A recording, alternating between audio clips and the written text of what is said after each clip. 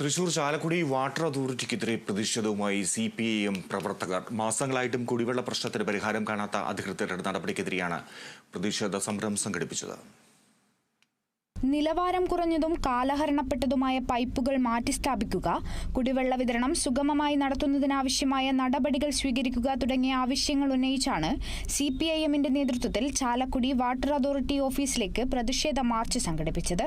പ്രതിഷേധ March CPIM area committee അംഗം ജിൽ ആന്റണി ഉദ്ഘാടനം ചെയ്തു. ഉടൻ കുടിവെള്ള പ്രശ്നത്തിന് പരിഹാരം കാണണമെന്നും അല്ലാത്ത പക്ഷം സമരപരിപാടികൾ കൂടുതൽ ശക്തമാക്കുമെന്നും പ്രതിഷേധക്കാർ അറിയിച്ചു. കഴിഞ്ഞ 3 ദിവസമായി അവിടെ കുടിവെള്ളം എത്തിയിട്ടില്ല. അവിടെ ബന്ധപ്പെട്ട മുനിസിപ്പൽ അധികൃതർ അവിടെ കുടിവെള്ളം എത്തിക്കേണ്ട ഉത്തരവാദിത്തം കാണിക്കുന്നുമില്ല. അതിന്റെ ഭാഗമായിട്ടാണ് ഞങ്ങൾക്ക് ഇങ്ങനെയുള്ള സമരങ്ങൾ നടത്തേണ്ടി വരുന്നത്. നമ്മുടെ കേരളത്തിലെ ഏറ്റവും വലിയ ദേശീയോത്സവമായ ഓണ സമയത്ത് പോലും കുടിവെള്ളം എത്താത്തൊരു സ്ഥിതി ഉണ്ടായിരുന്നു.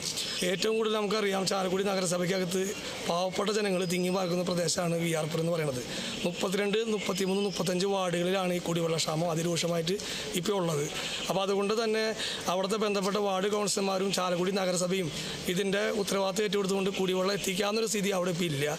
അപ്പോൾ അതും കൂടി കണക്കെടുത്തുകൊണ്ടാണ് ഞങ്ങൾക്ക് പ്രതിഷേധം ഉയർത്തേണ്ടി വന്നത്. നാളിതുവരെയായിട്ടും കുടിവെള്ളക്ഷാമം പരിഹരിക്കുന്നതിനായി മുനിസിപ്പാലിറ്റി അധികൃതർ യാതൊരു ഇടപെടലും നടത്തിയിട്ടില്ല. ഇതിന്റെ ഭാഗമായി ജനങ്ങൾ അനുഭവിക്കുന്ന ദുരിതം കണ്ടാണ് ഇത്തരമൊരു സമരത്തിലേക്ക് CPIM കടന്നത്.